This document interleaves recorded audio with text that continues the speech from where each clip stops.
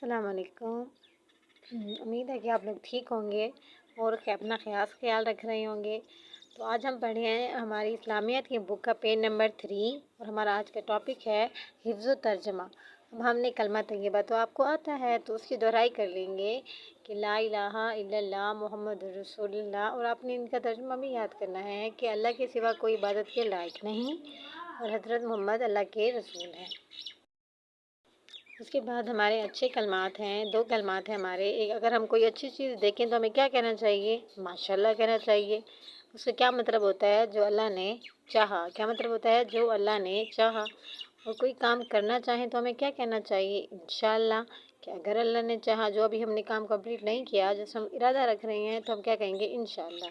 اس کے بعد page number 4 کے اوپر ہمارے پاس یہ ایک ایکٹیویٹی ہے، آپ نے کلمہ طیبہ میں پیارے سے کلرز کرنے ہیں۔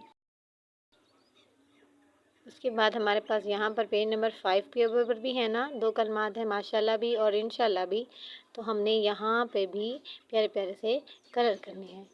پھر پیج نمبر 6 کے اوپر ہمارے پاس ایک کوشچنز ہیں کہ جو ہم جو ہے نا میری مدد سے آپ جو ہیلپ اپ کریں گے۔ اب جیسے آپ نے بتانا ہے کہ آپ نے ماشاءاللہ کس جملے کے لیے کہنا ہے اور انشاءاللہ کس جملے کے لیے کہنا ہے۔ جیسے میں نماز پڑھوں گا، تو پڑھوں گا یعنی میں نے ابھی کام کیا نہیں ہے لیکن کروں گا، تو ہمیں کیا کہنا چاہیے؟ انشاءاللہ۔ ہم سیر کرنے جائیں گے، ابھی گئے نہیں ہیں، جائیں گے، تو انشاءاللہ۔ میں ہمیشہ صاف ستھرا رہوں گا، یعنی ہم لوگ اپنے یہ کام کریں گے، تو انشاءاللہ۔ ہمارا ملک پاکستان ہے، ہمارا ملک پاکستان بہت پیارا ملک ہے، تو ماشاءاللہ۔ میرے دادا ابو بہت اچھے ہیں، تو بھی ماشاءاللہ۔ اور میں روزانہ اسکول جاؤں گا، انشاءاللہ۔ مجھے اللہ تعالیٰ نے خوبصورت بنایا ہے، ماشاءاللہ۔ اور لاسٹ میں ہے، میں قرآن مجید کی روزانہ تلاوت کروں گا، انشاءاللہ سے۔